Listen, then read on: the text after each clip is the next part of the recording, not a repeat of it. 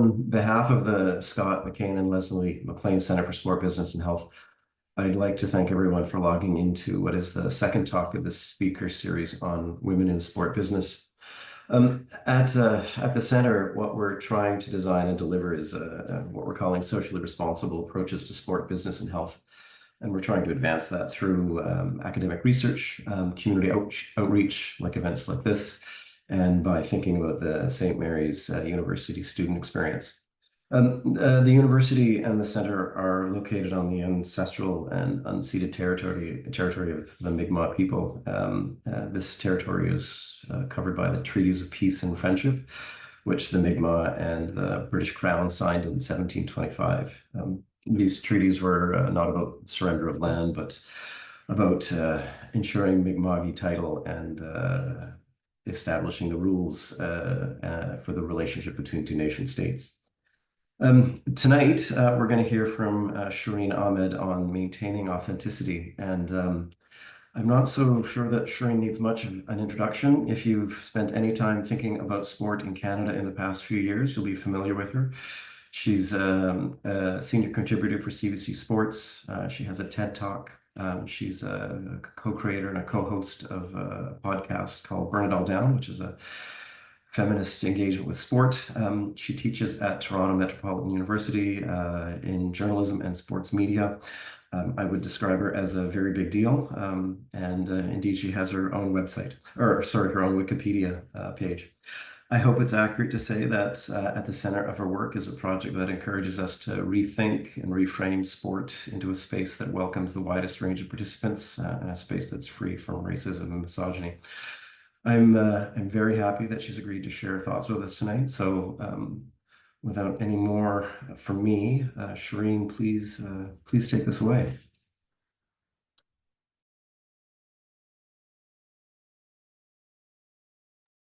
Thank you so much. I didn't know I had a Wikipedia page. Uh, Good evening, everybody. Forgive me if I'm looking there because my remarks are written on this screen. So if I'm looking there and you're here, I'll try to adjust appropriately. But I'm really happy to be here. Thank you so much to Quinn and Dr. Westhaver from Women in Sport Business Speaker Series. And of course, Dr. Cheryl McDonald for making that connection. I'm really honored to actually be with you tonight. The majority, or some of you who may be in Halifax, which is my hometown, which is absolutely not a secret, but is something I'm very proud of. But at the moment, I'm a settler in Mississauga, Ontario. It's Anishinaabeg, Haudenosaunee, and Wendat people's land. In the Mississaugas of the Credit, the Dish with One Spoon territory, the land was stolen from Indigenous peoples, and enslaved Africans were brought en masse to build cities like the one I'm in. And this is occupied Indigenous territory of many nations, and these cities were built with stolen African labor, and one cannot be remembered without the other. So I'm going to talk a little bit about authenticity. It's something that I've been thinking about a lot lately. I'm a Muslim woman, a journalist, I'm a mother, a university educator, a fierce cat lover, and an advocate of justice. And maybe the last part, advocate of justice, was something that I thought wouldn't be synonymous or compatible with the idea of me being a journalist, but I've realized and discovered and learned and been taught that that's actually not true, particularly in my authentic experience. And I want to be careful and just sort of say that I'm not trying to throw around the word authentic as some type of Gwyneth Paltrow Goop newsletter type of thing, like self-care that has been co-opted by this particular capitalistic brand of white feminism. I want to use it with as much sincerity as possible. So writing and telling stories about sports is my passion, and lucky for me, it's my job. It's where I get to combine a fervent interest in anti-oppression work, harm reduction in journalism, and an amplification of people's stories who are resisting and rising with sports. And I get to do this, and it's also where I get to be authentically me. So authenticity, what a word.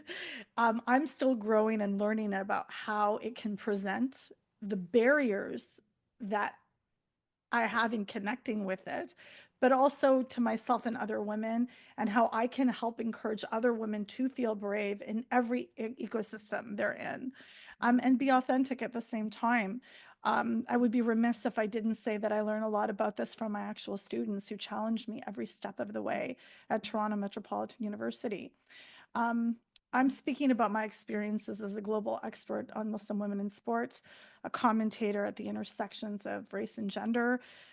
You know, as Dr. Westhaver mentioned, I'm a senior contributor at the Canada's national broadcaster, and am a racialized woman in a space that is predominantly white and male and able-bodied.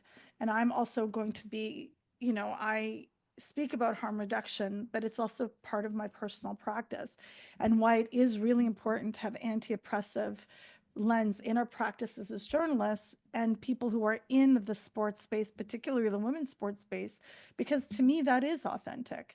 I'm going to give you a little background on me, which I don't often do, but St. Mary's University is like home. So I was like, I played a lot on those fields, played a lot of soccer there. So I thought, why not? I fell in love with soccer when I was 5 at on a small mini pitch in Fairview. My father was an oarsman, and he started rowing at the Karachi Boat Club in Pakistan when he was 15, before he moved to Canada when he was 18 in 1963, and he continued to row.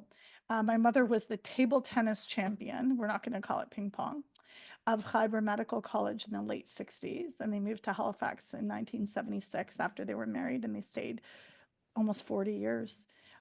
Sports were brought into my life from my parents, and my parents reiterated that we should be mentally and physically strong, to whatever extent that we can.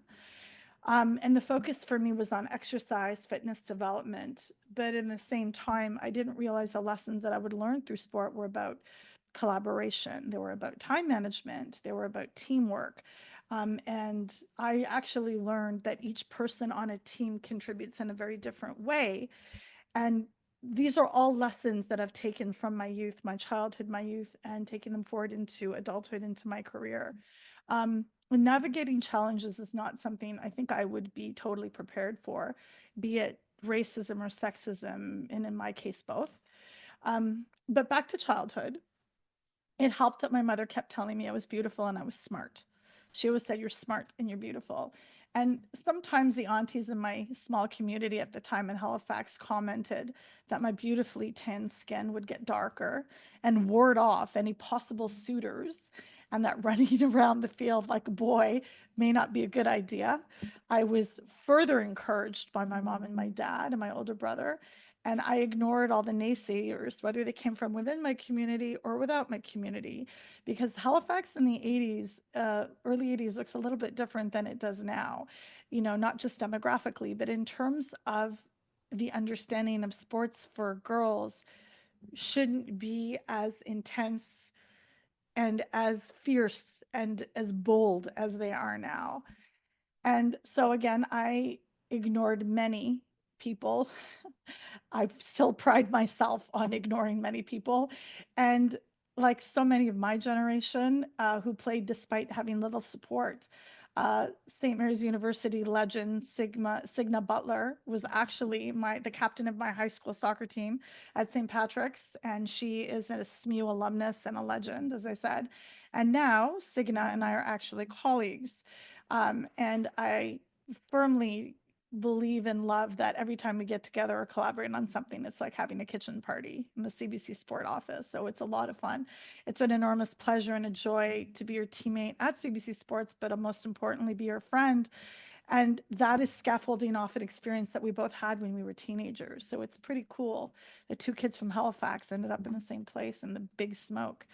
So like many others, I persevered in sport. And when I stopped playing, I coached and I mothered and supported from the sidelines. And I get to write about the intersections of racism, misogyny in sports. And I do combine that with something that I am really passionate about. I have broken stories. I get to report on the upcoming Northern Super Leagues, Go Tides. And I'm invited to travel the world to talk about my experience in journalism. And the reason for that is because of a staunch refusal to actually be someone else. I remember when I started doing this work over a decade ago, like 15 years ago, I was really interested in the experiences of Muslim women in sports because obviously it was something I had experienced and what I went on to study in graduate school. And I was advised very strongly not to do it. People were like, "You're so smart. You can talk about politics or parenting. Nobody cares about Muslim women in sport." And it was such a bitter pill, and I didn't swallow it. And I'm glad I didn't because believe me, people not only care about Muslim women's big experiences in sport, they care about women in sport, period. And we're too often told that nobody watches women's sports in the data. And I know there's some data friends in the audience tonight or with us at this online gathering. There's people who know that that's actually absolutely untrue. And so we're told these kind of lies as we grow up in our experiences, and they're not dissimilar to the lies that younger girls are told today. Um, so I just continued to be me and run my course, and it was just me. I couldn't be anyone else. It's really hard to blend in when you're a brown-skinned hijab wearing woman in a press box that's full of people that don't look like you. And I tried really hard to blend in when I was much, much younger. And then I realized that the strengths that I had would best serve me being myself, not trying to be anybody else. And I think when I finally understood that lesson, as a child on the soccer pitch, but also as an adult in the industry, um, it really helped me a lot, significantly. And living a life in sports wasn't easy, particularly as the only non-white person around. I played ice hockey at the Halifax Forum on Windsor Street. My mother is the greatest Habs fan in the entire world and insisted that we play there because we used to play with little Montreal Canadiens jerseys. And like other good Haligonians and Nova Scotians, was brought up hating the Boston Bruins. Um, I swam competitively for the Trojans. I played soccer at Dutch Village Soccer Club, which I don't know if it exists anymore. I think it turned into Dunbrack. And I played in Sackville as well. I played rugby for the province of Nova Scotia, played badminton. I skied at Martock and Wentworth. I paddled at Masqua Aquatic Club and rode at North Star in Dartmouth on Lake Bannock. So I've traveled and surfed. Post that, the waves in Hawaii. I played street ball and paleta in Lisbon and in Brazil. So I've done really cool things at the intersections of sports. And I've done it all while wearing a hijab and while being a sports journalist. Um, it's giving me incredible opportunities to see the world, the work that I've done and the collaborations I can do. That's one of the things that I value so greatly. Just my latest column was actually with somebody who I'm kind of I like to say I'm a colleague of Dr. Ann Pegararo because I admire her so much, but really she's the expert and the academic, and I'm the journalist getting a quote from her. I wrote a piece on the effect of Taylor Swift on the cultural influence and economic influence on the sports ecosystem, and it was really well received, but also being able to connect not only in travel, but with experts all over. I know with us, Dr. Barbara Ravel is out here, and someone who else I look to for expertise. And there's so many friends I've made along the way, and that has made what would otherwise be a bumpy path a lot smoother. And I know so many other women, and the experience is the same for them and for men. I don't know how many. And truly, I teach with a lens to my students, whether they identify male, female, or non-binary, to teach them to look to academics, to look to people with the expertise, and not only befriend them, like friending someone becomes a beautiful part of a connection. And it doesn't always go to that, but to be able to nurture those relationships as well. Um, well, not after, I was a stay-at-home mom for over a decade. So I have 4 children. I usually talk about my cat more than I do my kids, but that's okay. I worked as a settlement counselor for a couple years in Toronto, and I worked with survivors of violence, interpersonal violence. And I used to also work with young Muslim women, with refugees. And in the groups that I worked with, I always used sports as a way to empower, and also introduce young women and women to new things. They didn't really, particular groups that I work with didn't really like cross country skiing, but loved yoga, loved martial arts, and loved darts and different types of things, loved hiking and walking. And it brought sisterhood and strength together in this beautiful coupling and a wonderful coupling. we know that sports are used in refugee camps, and particularly basketball and soccer as well, and martial arts, as really a means and a way of helping people heal physically and emotionally. And I thought about that. I thought about that too, as part of the process, is that how using sport and using community at the same time gives you the strength to be authentic, because one can only be authentic if they feel safe and confident to be able to do it. You can't ask someone to be yourself when they're struggling with who they are in the first place. That's why offering spaces that are safe or secure and giving people an opportunity to do that is really important to me, whether it's in the classroom, whether I'm speaking to an athlete, whether I'm in a press box and I'm with colleagues. It doesn't matter whether I'm in the newsroom. It really, or in like one of the organizations that I volunteer for. It's something that I think about a lot. I'm very intentional about that. And we know sports that can be used as acts of survival as well. And while I'm used to being well, I'm used to not only being a woman in the margins, I'm a very small minority of people in my actual field of work. The Women's Media Center releases data every year, every other year. And in 2022, the report in newsrooms and sports journalists were that in the United States, almost 90% of those newsrooms, as I mentioned, were white, able bodied, and straight men.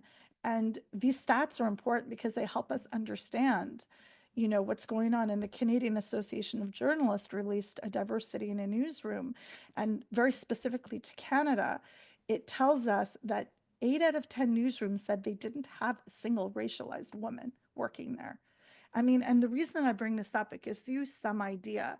When I find storytelling so powerful, I was just emailing a student tonight who was asking me some questions about the case for the junior hockey players. They're accused of rape and sexual assault has been announced. It was announced 6 days ago that it would be on April 22nd, 2025. The court case will start their trial. And I thought about what media had done and how powerful and impactful media is in society to be able to have reported on that situation. For example, Rick Westhead reporting and literally breaking news on Kyle Beach and what happened with the Chicago NHL team. So we need to be in these spaces. Women absolutely need to be in these spaces. And how can we be in those spaces and exist while working if we don't feel like we can be, or we're excluded? So all these things are happening at the same time. Um, and this leads us to again ask, who was writing the stories on Muslim women, on queer women, on disabled athletes, on racialized women, Indigenous women, Black women? Like, who is writing those stories on trans women? Who is writing those stories about them? If you don't have racialized people or people from those marginalized groups in those newsrooms doing the reporting, who is doing it then? It's a singular lens, which is really, really problematic, because the singular lens is actually not what this country is. Um, and so, who better to write those stories than us? Who better to understand the complexities and the nuances better than us? Um, our young girls, for example, deserve a chance to thrive, be it in music, STEM, business, and yes, sports, they in media. They deserve to see people in these roles they can emulate. That's what they deserve. I've heard a lot about representation. I was the first visibly Muslim woman to be in an Olympic broadcast in Canada, and the messages that I receive from people, the messages that I get from students, young men, young women, and non-binary students who are just so moved. I have one student in particular who is identifies as non-binary and came to me for support, feeling like that they didn't even have a place in women's sports because they don't identify as a woman anymore. And I said, the first thing to do is to network and say, listen, I will share my network with you. I have no expertise in this, but I can find people who can. I can help you with this. I can connect you with non-binary colleagues that I have, and they can help you. And that's one of the things that, beyond just how I identify and what I look like, it's having students and having your colleagues and having people in your orbit understand that there's a sincerity that you want to help. That's one of the most powerful things that I've experienced from others as well.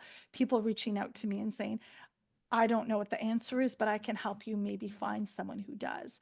And that has been, for me, life-changing. Um, and also explaining to people around, whether it's students, it's colleagues, that there's more than one way to get involved in sports. And I know this is a woman in sports business, so obviously, you know, there's more than one way. It's not just on the court, it's in the front office, it's doing the analytics, it's doing, you know, whether you're a medic, you're part of the physio team, the support team, you know, the nutritional science, whether you want to do the marketing, like it's really important to know that officiating and all these things are part of that sport ecosystem, and women definitely have a place there. My kids are active. I feel bad that I talked about the cat first. I'm going to talk about my kids now. I have two children that are youth sport athletes. I have four kids, three boys and a soccer player. That's what I usually say. And they keep busy. They kept so busy when they were little that it kept them out of trouble for the most part. But that doesn't mean that we don't have conversations about consent and responsibility, because that was part of my parenting, was we have to have those conversations. But there's also lessons on how they help and support others, which ties back into what I was saying about being in spaces where you feel like you can help others, and you can. I encourage my students, even though they're only in third year, to mentor first year students. And one young student, he said to me, like, but Shireen, like I'm a third year journalism student. I'm like, you have more experience than the first year student, and you'd be surprised at how much knowledge you can actually share. So he was like really excited about that and never thought of himself in that way. Um, but me just learning from, you know, the courage and the bravery that students have is really incredible, and I really feel blessed to be in those spaces. um, so in addition to learning lessons about how to support and help, there's also lessons about accountability. And that's one of the greatest things that's been missing from the world of sports in Canada in particular. Our NSOs are literally in crisis at many points because of the lack of accountability. And I did mention the case of the junior world players from 2018. That entire thing from start to finish was a lack of accountability, from the board resigning, the CEO resigning of hockey, like all of it was all about that, how young men are brought up in the system of toxic masculinity, and there's no accountability piece there. And the entire system needs to be redesigned. I have friends with Dr. Rich Norman, who's a futurist. So he's talking to me about system designs all the time. So now that's entering my process, and my brain keeps buffering about it.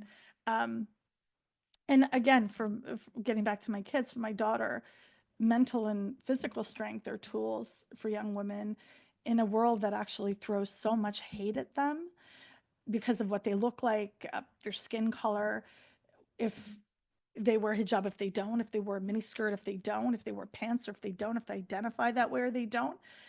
It's crucial to give them tools and a place as a landing pad to know that they're okay and they will be okay. Al-Hajj Malik al-Shabazz, Malcolm X, actually once said, I don't even call it violence when it's self-defense. I call it intelligence.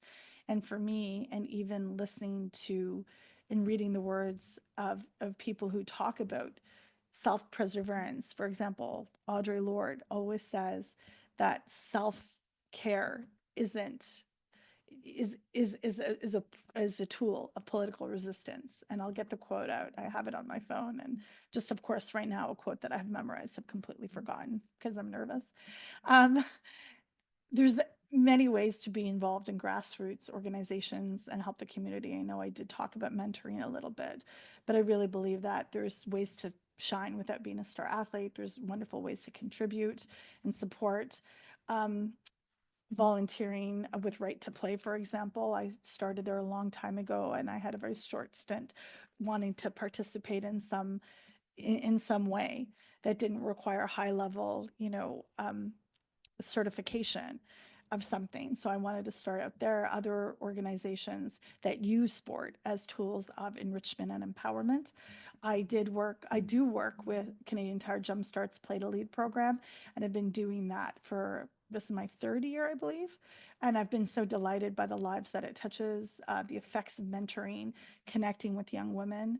I speak really candidly about supporting other women, and I believe in that wholeheartedly, particularly when we are often pitted against each other. And I say this because I've been the subject of vicious white feminism of the most unkind nature. And I've watched dear friends be treated with disdain, misogynoir, anti-Indigenous contempt. When I say white feminism, I want to clarify what that means. It means that actions and understandings are devoid of any racial or even gender expansiveness perspective or lived experience. It could mean an inherent bias. It could mean willful exclusion. It could mean looking around the boardroom you're sitting in and not seeing a single racialized woman there. And that may not be intentional. We just hired who was qualified, but that's omitting a huge, okay, if you don't have any racialized women that are qualified, what are you doing to help them get qualified? As much as women's sports are growing and thriving in Canada, it continues to be a plague in our own circles. A very dear friend of mine, Marcia Gay Knight, she's the creator of Black in Sport Business. So it's a network of Black folks, not just women, who work in sport business and management, and they connect and network with each other and have events, and it's a really beautiful organization. She said at 2023's ESPNW Summit in Toronto, see who isn't in the room and bring them in. And I have thought about that constantly, about what the rooms that I sit in look like. Um, and so that can be your authentic superpower, is creating spaces and sharing opportunities and supporting all women in whatever they're passionate about. It only helps them reach that potential. They learn to take losses and savor the wins. We can learn about honesty, hard work, and commitment, and learn to value teammates and advise. We can unlearn some of the toxic things that we were taught throughout our own experiences and relearn. And hopefully, we also learn and share how to learn with dignity and grace, and more importantly, to start over and keep trying. So I stand before you and imploring the young women, the racialized women, men, non-binary folks to consider, that in your practice in whatever realm of sports you're in, and being involved in those spaces, and support people's choice to run, to skate, to roll, to swim, and most importantly, to soar. So that's it for me. Thank you very much for that, Shireen. We should have a Q&A sort of option that's available, and I'm sure that Shireen would be delighted to take some questions. So by all means, please jump in. I have one myself that I will save. Well, I have two that I'll save for the end.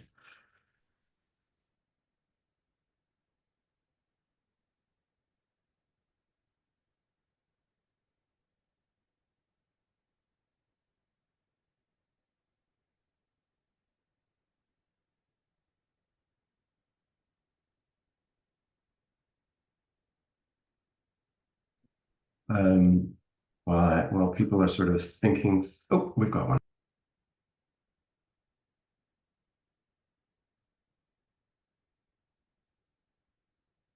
Okay, so how do you navigate the male press booth?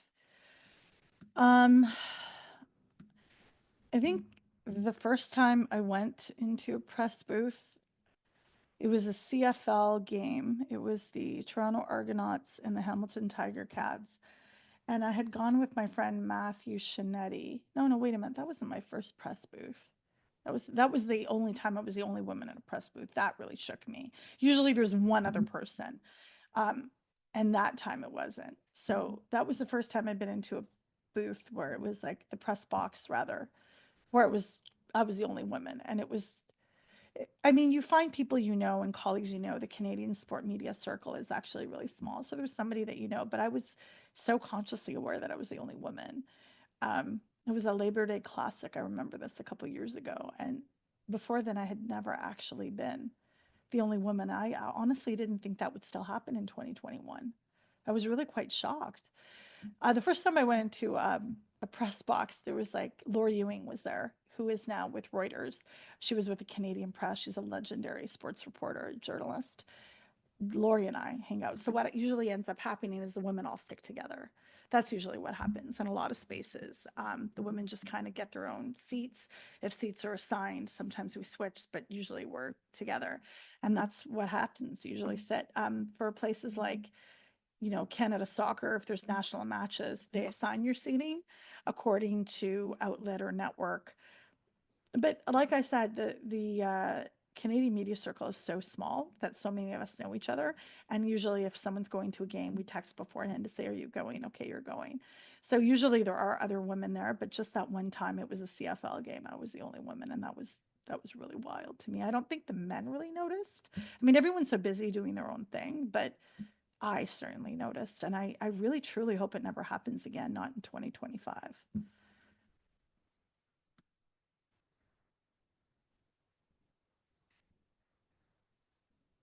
Um, this question is from Judy.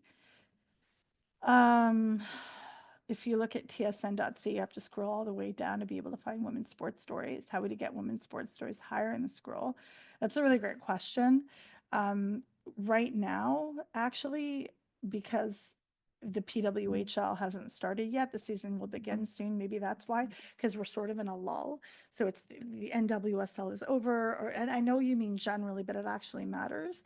If this was happening when the PWHL was in its prime or during the championship, I would be more angry. The best thing to do is to actually call them. I know that I work for a place where we're committed to 50% of not only coverage stories, and Carissa Duncan at CBC Sports is doing the coverage for the PWHL, but it matters about intentionality. I would definitely email them and be like, what's happening? And if enough people raise their voices, they pay attention because you're paying subscribers to TSN. And if they're not giving you the coverage you need, like, then you tell them, this is what I want. You are a customer, and this is what the coverage that you want.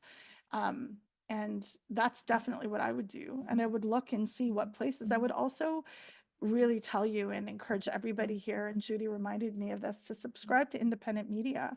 I'm a big believer in independent media, something like the Victory Press, which covers hockey. There are independent podcasts out there and really smart commentary.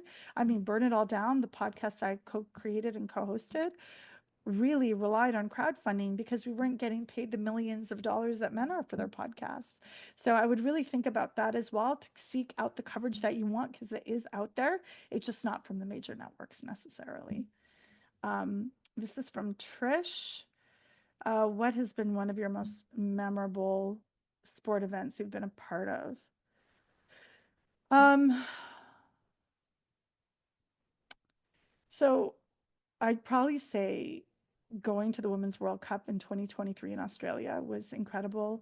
I was sent by CBC Sports to do the coverage and cover Canada's national team, and that was amazing. Canada didn't do very well at that particular World Cup iteration, but going and having the stories and doing the coverage and meeting colleagues from all over the world was really incredible.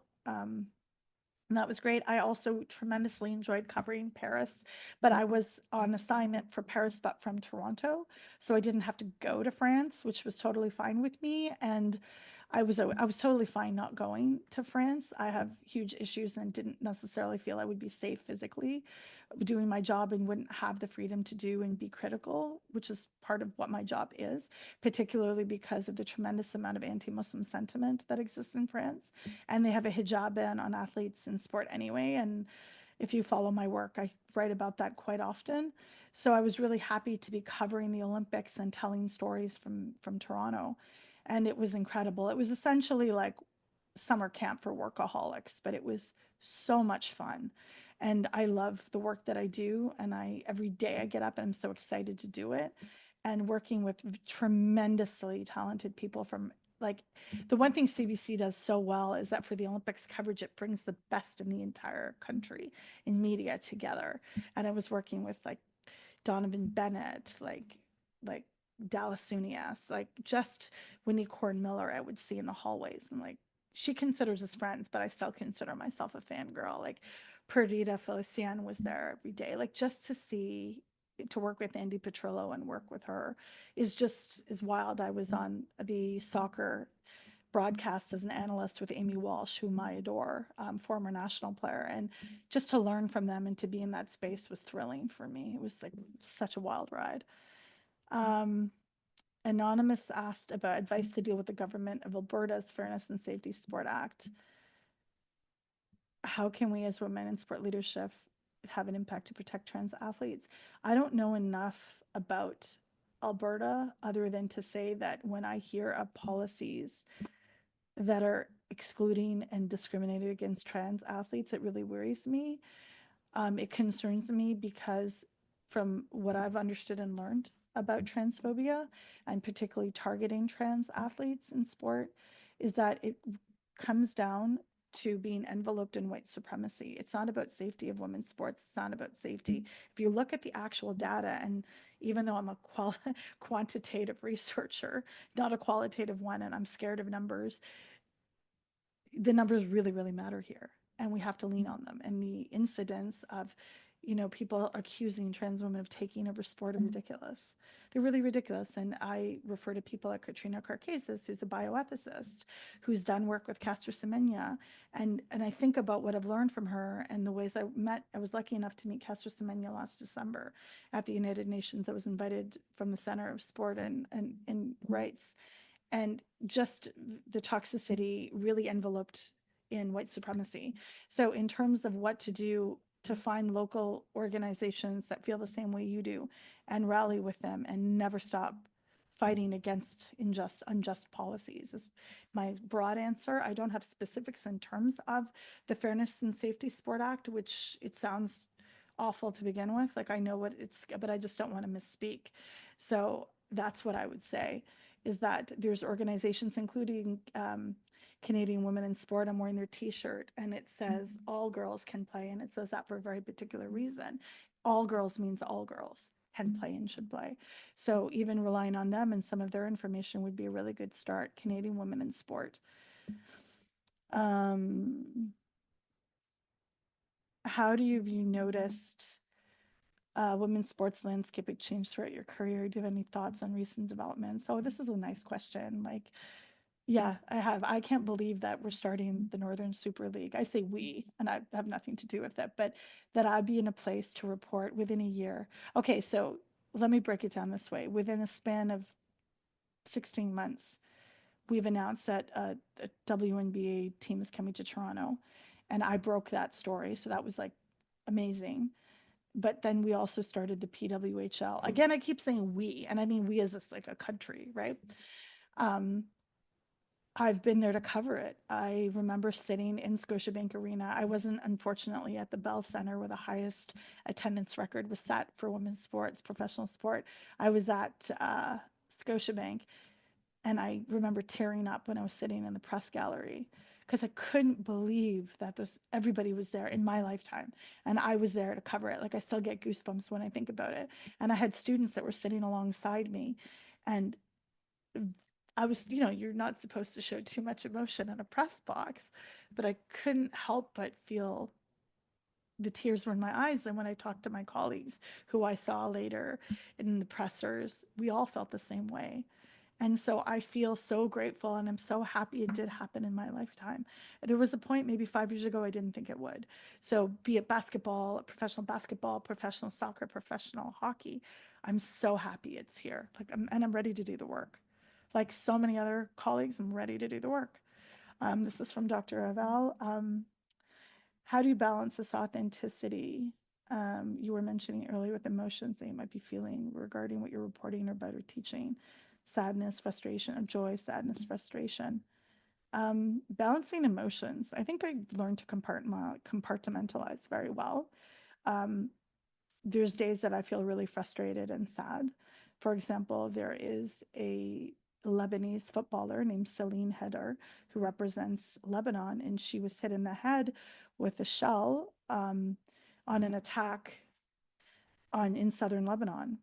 And she's lying in ICU, and not a single professional footballer in the world, former professional footballers had, but no current ones have reached out to her. And then Kadisha Buchanan of Canada, whom we all adore, tore her ACL. And there's been an outpouring, as there should be, of love and concern and support and compassion. But Celine doesn't warrant that. And I get very frustrated and sad. So, personally, from a very personal level, yeah, I've experienced a lot of sadness and grief over the last year and a bit. And to see the way that which some lives are more cherished, even in the sports world, that's really a hard thing to reconcile and a hard thing to navigate through. I do my job because I have to do my job. I do love my job. I love telling stories, but those things don't escape me. That level of injustice, that level of discrimination, it doesn't escape me. And I don't think it ever will. And has it changed me? Probably, definitely. I still tell the stories that I want to tell. I think stories around from communities in Canada, that's what my job is, and that's what I'll continue to do. But on a larger scale, and I do look to the wider community because we're part of a global community of women's sports. I think about that a lot.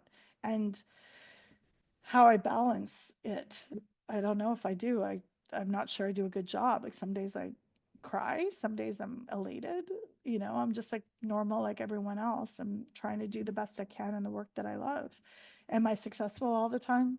No, and some days you write a column about Taylor Swift and it adds a little bit of levity. Like writing about heavy topics all the time can get exhausting. So a little bit of, I used to have an online notebook called Joy Drop that I did every Friday, and that was so much fun and it was great. And the only reason we wrapped it up is because I was getting really busy and working on bigger projects, but also I had been sufficiently introduced to the CBC audience, and they knew who I am. Like, no, they know who I am, and so we sort of felt like it was time to do that. But I seek out joy in whatever I do because that's also a part of resistance. So, hope that answers your question, Barbara. Um, this is from Stephen. As someone working in arena operations, I'm trying to think about the design and culture of physical spaces like hockey arenas and how they could become more inclusive and welcoming to groups underrepresented. Have there been any arenas you visited that stick out to you as being particularly welcoming or problematic? This is such a good one. I was at the launch of the Rally Report yesterday, and I do really appreciate this question because it's things like changing tables. It's things like having baby changing tables in the men's rooms, because what if mom is playing hockey or mom is coaching and dad needs to change a diaper? If there's no family change room, it's things like not having uh, garbage cans in bathrooms because men hockey players may not need that, but women would, young girls would, things like that. It's things like having access. Maybe there's a little basket that has feminine hygiene products available. Maybe there's things like that, having showers with curtains on, because maybe some people would want privacy. It's thinking about the design element of those things and taking things into consideration. Perhaps it's having a non-gendered bathroom, so having one that's optional, and those kind of things is what I would put in, and having accessibility ramps. One of Billy Bridges, who's I like to say he's a friend. He's a Paralympian. He's a storied Paralympian for Canada. His wife, Sammy Jo Small, is former goaltender for the Canadian national team. Billy has talked about this a whole lot about being a Paralympian and playing para hockey, but trying to go coach his own daughter, but not being able to do it because of the barriers. So there's things in terms of accessibility, and I'm not the expert on this, or definitely people who are, but things like thinking about change tables, garbage cans to facilitate, the existence of other people's lives and how it's often an afterthought.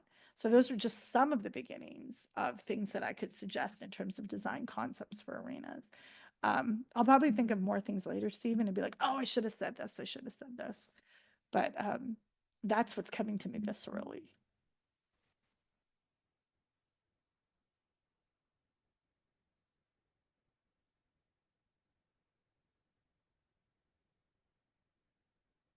Um, Again, from Judy, you'll probably not answer this one, but do you think Bev Priestman was sent under the bus with Canada Soccer? Or was she a scapegoat for a system that accepted spying? Um, I will answer this actually, Judy. I don't think Bev Priestman was sent under the bus. I think Bev Priestman made a decision, and accountability is something that I really believe in. And she made a decision. In fact, she made a decision to okay spying. So she did that of her own volition. I do think she didn't introduce it. That's what we've seen from the report that came out, the third party report that came out. We've seen it from testimonies that John Herdman was the one that allegedly brought it in. from the Radio Canada report that came out, the reporting from Romain Chouet. It was an excellent investigative piece, and all the sources pointed to John Herdman in that report in that article. But I think accountability is the piece here. And I think when you make a decision like that, you have to be accountable. Do I think she was the only one? No, I don't. And that leads me to accountability. I keep coming back to it. Like, will there be other steps? Will John Herdman have to face any consequences? I don't know the answer to that, but I will definitely be asking those questions.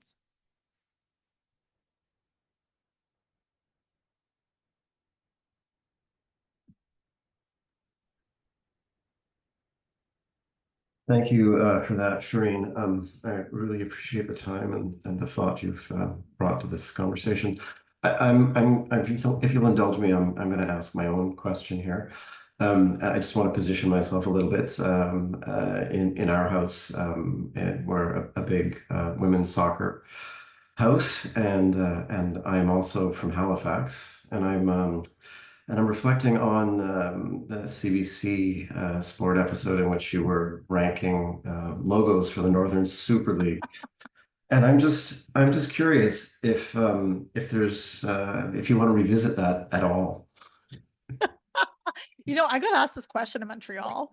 The Roses, I met the Roses president, and she was like, she was very gracious. But my friend Amy Walsh, who was in Montreal, as soon as that episode came out, I looked at my phone and in big letters, I saw Shireen in caps. I was like, oh shit. When I went with Play to Lead, I was there in Montreal a couple of weeks ago, and we met the president, who's really lovely. And she sat down and explained exactly, like, Annie Larouche is really, really, like I said, she's lovely, and she's so smart and has incredible experience in CPL, the basketball league. And she explained what the design concept was. I actually felt bad that I had ranked Toronto higher. Although I stand behind what I say, but I'm glad that Brittany, my colleague, pushed me to put Montreal, Right. because I would have been roasted. And you know what? People were texting me from Halifax saying, you only picked Vancouver first because you didn't want to be too obvious. Yes, that's also partially true. But the second I saw the logo of the Tides, like, I fell in love. I am a sucker for the ocean, anything to do with water analogies. And like, I went off, you saw in that show episode, in that segment. You know, even me understanding the old lines of the Metro Transit, like, seeing that was so visceral for me. So it was good. But yeah, I think I'll have to stand behind what I say. I look forward to your commentary on when the league gets up and running in April, I think. So Yeah, I can't believe it's just around the corner. It's really uh, incredible. thank you for this, Shireen. I really appreciate the time and the effort, and I appreciate the kind of very honest, raw sort of conversation that you brought to the table on behalf of the center. Thank you very much. As a quick reminder to those who are online currently, we have another talk on December the 17th, and it's Anne Pegararo, and she'll be talking about myths in about women in sport, and I believe that's going to be a sort of a research-driven talk. So please join us on the 17th again for another episode of this series. Thank you for having me. Not at all. Thank you very much. Bye.